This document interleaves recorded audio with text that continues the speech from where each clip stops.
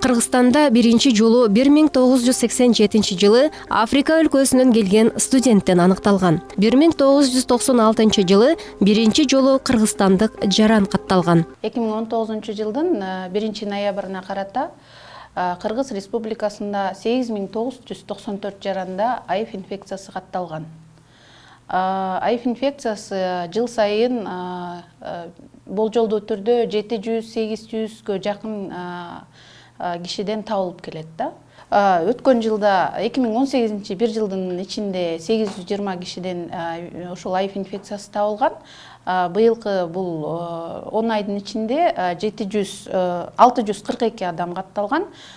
Бирок былтыркы жылдын ушул мезгили менен салыштырсак, былтыркы жылга караганда азыраак. СПИД тез өнүгүп, оор абалда өөрчүп, өлүмгө бат алып келет. СПИД бул адам баласы толугу менен айыктыра албай турган оору. Негизи ВИЧ АИФ инфекциясынын 4 стадиясы болот.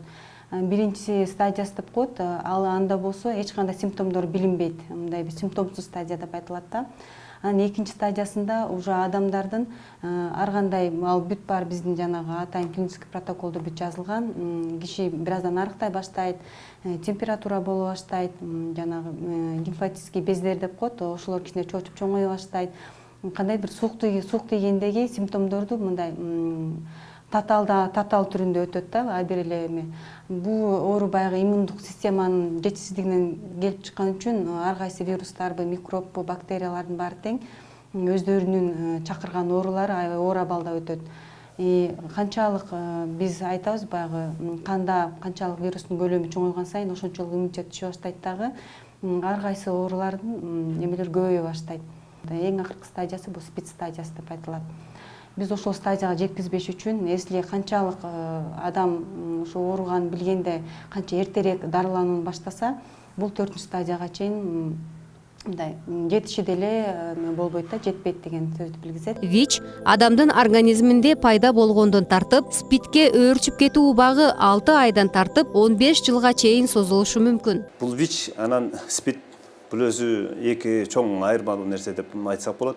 Себеби дегенде азыр адамдардын баардыгы эле баягы СПИД деген гана түшүнүк менен көп ойдо болуп атышпайбы?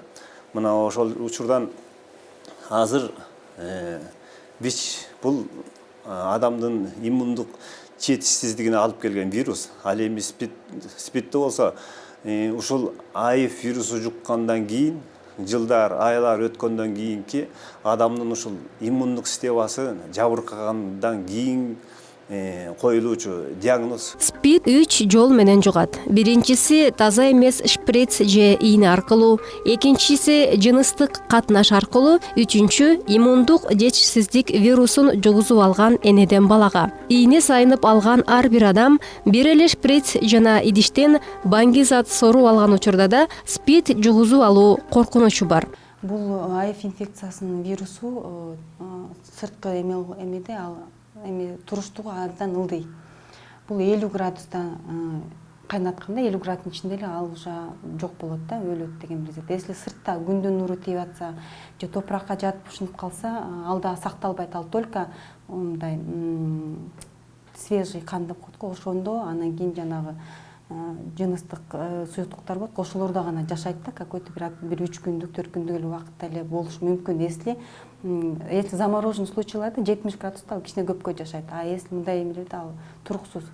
Жана кээ бир случайлар болуп атат го, ийне менен сайып, анан кинотеатрга таштап коюп тургандым деген, ал андай жөн миф деп айтсак болот. Анткени если ал ийненин ичинде кириш үчүн какой-то бир көлөмдө кан болуш керек. Анын ичинде канда вирус болуп туруп, ал ошол сайылып киргенде анан кийин мүмкүн да. Ар бир адам кандайдыр бир белгилерден улам ВИЧке чалдыкканын аныктай албайт. Бирок медицинада СПИДтин ар кандай белгилери аныкталган. Муну сыртынан же болбосо бир адамдын эмесинен байкоого такыр болбойт, мүмкүнчүлүгү жок. Муну канды тестирлөө жолу менен гана байкасак болот да, билсек болот.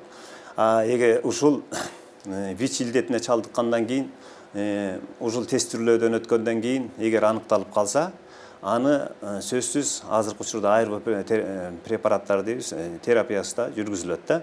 Эгерде АРВ терапиясы жүргүзүлсө, бул эч кандай СПИД же болбосо диагнозуна өткөнгө шарт мындайынча айтканда токтойт десек да болот да. Биз ушу дарылануу эффективдүүлүгү деп биз вирустук жүктөмө деген көрсөткүчтү айтабыз. Если ошол вирустук жүктөмө 1000 деген көрсөткүчтөн ылдый болгондо, бул адамга бул ичип аткан дарысы таасир берип атат деген билгизет. Бул өзүнүн ушунун натыйжасында ал башка адамга жуктурбайт, аябай төмөнкү абалда болот, вирустун көлөмү ошо башка адамга жуктурбайт. Экинчиден өзүнүн ден соолугуна дагы жакшыра баштайт, жакшы турмушуна дагы, иштегенине дагы жакшы эмелер, өбөлгөлөр түзөт бул да, бул дарыны ичсе. Андан кийин билебиз, если боюнда бар аялдар да бул дарыны ичсе, алдын алуу деп коет, баласына бул оору жукпайт деген билгизет да. Бүгүнкү күндө СПИДти толугу менен алдын алуучу вакцина жана вирусун биротоло жок кылуучу активдүү, эффективдүү дары-дармектер дагы эле табыла элек. Эгерде сен ВИЧ инфекциясын жуктуруп албадымы деп кабатырлансаң, анда тез арада анализ тапшыр. Анализ тапшыруу коркунучтуу деле эмес. Алгачкы кадам шилтөө гана зарыл.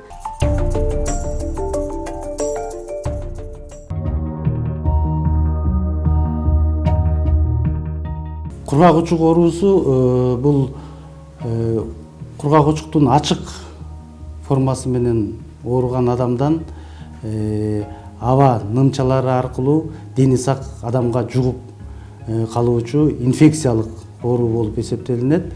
Көпчүлүк учурда кургак учук микобактериясы өпкөнү жабыркатат, кээ бир учурларда башка органдарды дагы жабыркатат. Алардын 80% өпкөнү жабыркатса, 20% калган органдарды жабыркатат. Мисалы үчүн көздү, уйку безди, иче карынды, сөөктөрдүн дагы туберкулезу болуп эсептелет. Кургак учук менен ооругандардын 75% 20 жаштан 40 жашка чейинки адамдар. Басымдуу көпчүлүгү бул кургак учук менен ооругандарды так айыктырууга болот. 1 жыл 5 ай болду. Мага начинающий туберкулез деген, ошону 1 жылдан бери лечение алып, азыр жакшы жакка бурулуп атат. Айыгып. Мен эмнеден улаганын билбейм. Башталганына байкалган эмес. Мен начинающий болгон экен да. Башталганына байкалган эмес, анан ошо медосмотр өткөндө байкалып, анан ушул жерден лечение алып, айыгып чыгып атам да. Башында алың кетет, тердейсиң, аппетитиң болбойт. Анан ушул диспансерге келгенден бери мен жакшы жакка бурулду да, оңол чыгып атам. Кургак учугунун пайда болуу факторлору болуп, иммунитеттин түшүп кетишинен пайда болот. Кургак учук көпчүлүк учурда ВИЧ инфекциясы менен барларда, кант диабети менен ооругандарда, анан бизде хронический больные деп коет, өнөкөт өпкө оорусу менен ооругандар жабыркатышат. Анан гормондук препараттарды деп айтылат, ревматоидный артрит менен ооруган адамдар ооруп калышы мүмкүн. Бул деген ушул жокчулуктун оорусу, колунда жоктор ооручу деп айтылчу эле. Азыркы ушул мезгилде кургак учук бул социалдык, анан экономикага байланышкан оору болуп эсептелет. Эми туберкулез бул жугуштуу инфекциялык оору болгондуктан организмде иммундук системалардын түзүшүнө байланыштуу бул оору козголот.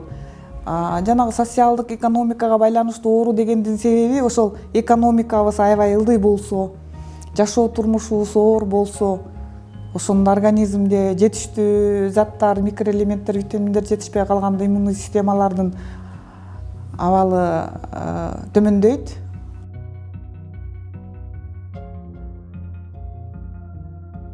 Алгачкы белгилери болуп бул 2-3 жумадан ашык эч кандай белгисиз жөтөл. Андан соң бул ошол адамдын алсыздыгы, табитинин төмөндөшү, андан соң баягы салмагынын эч кандай белгисиз төмөндөп түшүп кетиши, андан соң бул баягы оор учурларда какырыкта кандын пайда болушу, ушундай белгилери болот. Бирок баардык эле адамдарда ушул белгилер боло бербейт. Бирөөндө бирөө болот, экинчисинде экөө болуп калышы мүмкүн. Анан баардык белгилер бир адамда болбойт да. Бул грипп сыяктуу эле өтө берет.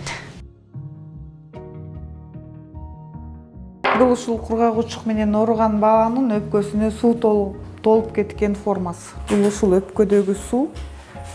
Бул өпкө таза өпкө. Бул бронхтор мына.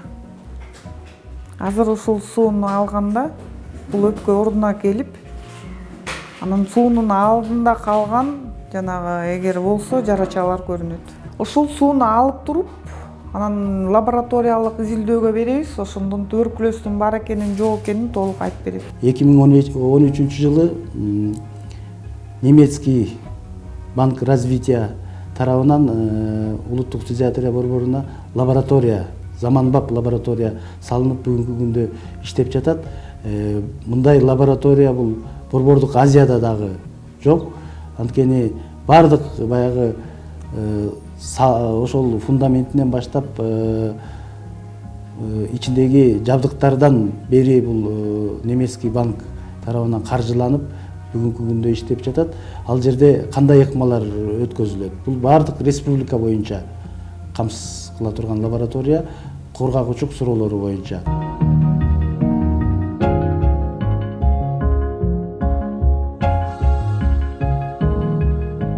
Мынакей биздин референс лаборатория ушул эшиктен башталат. Биздики 2 зонага бөлүнөт. Биринчи бияк чистый зона, ар жагы уже грязный зона болот да. Грязный зонада биздин бардык процедуралар ошо грязный зонанын ичинде болот. Кирип келатканда бардык сотрудниктер өзүнүн бут кийимдерин чечип, жаңы бияка кире турган бут кийимдер бар, ошону кийишет. Чтоб бияк вентиляционный система иштеген үчүн, чаңдабаш үчүн бардык бут кийимдердин баарын через жабышып, чаң жабышып кала турган атайын материал болот да, ошондон өтөбүз. Өтүп анан бардык чаң ушакка жабышып калат. Чистый зонага өткөндө чтоб чаң жок болуш керек да. Биринчи кабинет бул биздин старший лаборанттын кабинети. Биякта бардык реактивдер, кандай материалдар бизге эмне керектер, ушунун баары старший лаборанттын кабинетинде болот. Бияктан көрсөңүздөр болот. Эмнелер бар? Бардык дарылар, перчатки, маска, халаты. Биякта лабораторияга эмне керек, ушунун баары ушул жакта да сакталат.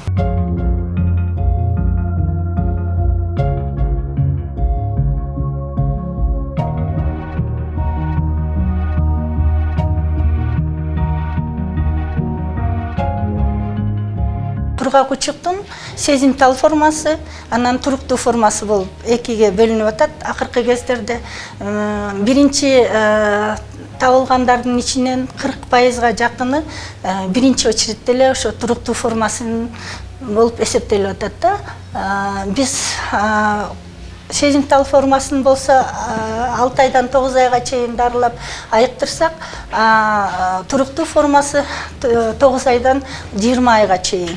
Алар эмнеден пайда болуп атышат? Дарыны ичип атышып, ичпей койгон учурларда ушул туруктуу формасы болуп атат да. Алар еще кургагучук менен ооруган адамдардын көпчүлүгү дарыны үзгүлтүккө учуратып коюшат. Кээ бир себептер менен ошол убактарда кургагучук ал дарыларга туруштук берип айыкпай калышы мүмкүн. Кургагучуктун бул өпкөдөгү формасы, өпкөдөн тышкары формасы болуп да бөлүнөт. 60%-дайы ушу жалпы ысынан кургагучуктун 60%-дайы бул өпкө органын жабыркатат. Кургагучук. Андан сырткары бул сөөк муун системасы, андан сырткары заара чыгаруучу органдардын системасы жана баш мээ жүлүндү дагы жабыркатат кургагучук. Мынакей биздин бул реактивдердин баары ушул жакта сакталат. Кайсы лаборантка кайсы реактив керек, ушундан алып эле ушул жактан жасай беришет. Мисалы физраствор, деконтаминацияга кайсы реактивдер керек болсо ушул жактан алынат да.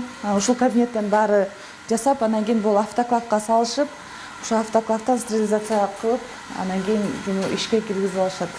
реакцияларын. А бул автоклав чистый зонанын автоклавы деп, чистый зонанын автоклавы ошол жака только таза жаңы колдоно турган реактивдерди ошол жактан стерилизация кылып алабыз.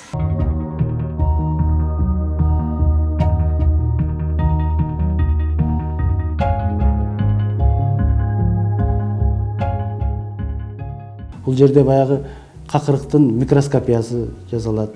Андан башка бул жерде Gen Expert деген жаңы оборудование коюлган. Бул кургак очукту какырыктан 2 сааттын ичинде изилдеп, таап, тактап бере турган. Ошондой эле, ошо менен катар эле бул жанагы биринчи катардагы дары рифампицинге туруктуубу ошол микобактерия же сезгич формасыбы, ошону 2 сааттын ичинде аныктап берет. Андан башка Hain тест деген тестирлөө жолу менен дагы аппаратыбыз бар. Бул бир жуманын ичинде какырыктан кургак учук барбы, табылдыбы? Эгерде табылса, бул баягы дарыга туруктуу формасыбы же сезгич формасыбы? Бул 2 дарыга аныктап берет. Бул баягы биринчи катардагы изониазид жана рифампицин деген дарыбызга.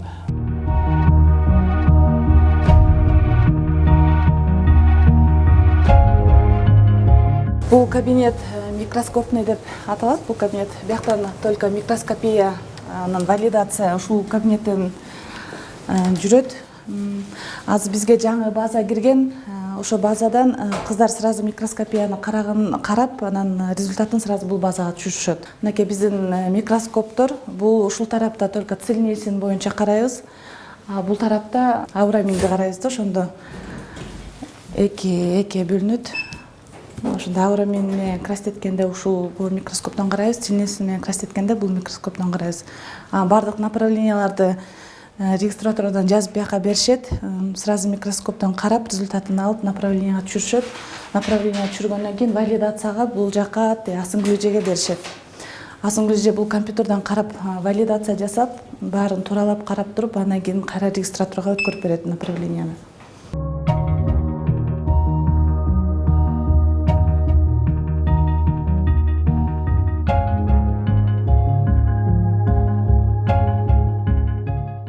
Пассив жолу менен аныктай турган МЖИД деген ыкма бар.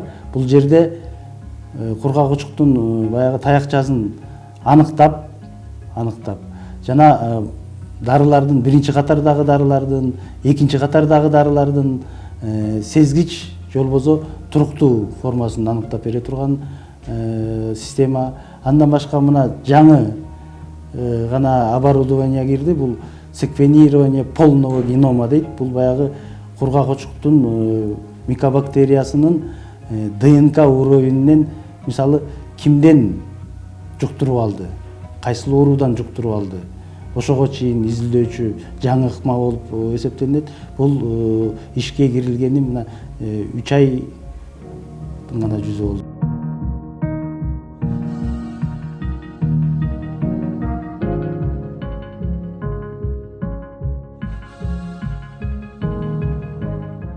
Кургак учуктун алдын алуу, бул кургак учукту эрте дарылоо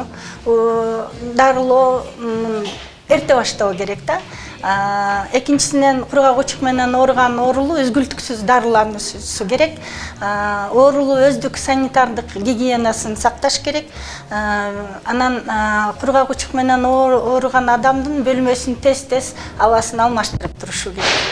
Жөтөлдүн гигиенасы деп коет. Жөтөлгөн учурда салфетка менен оозду жабыш керек.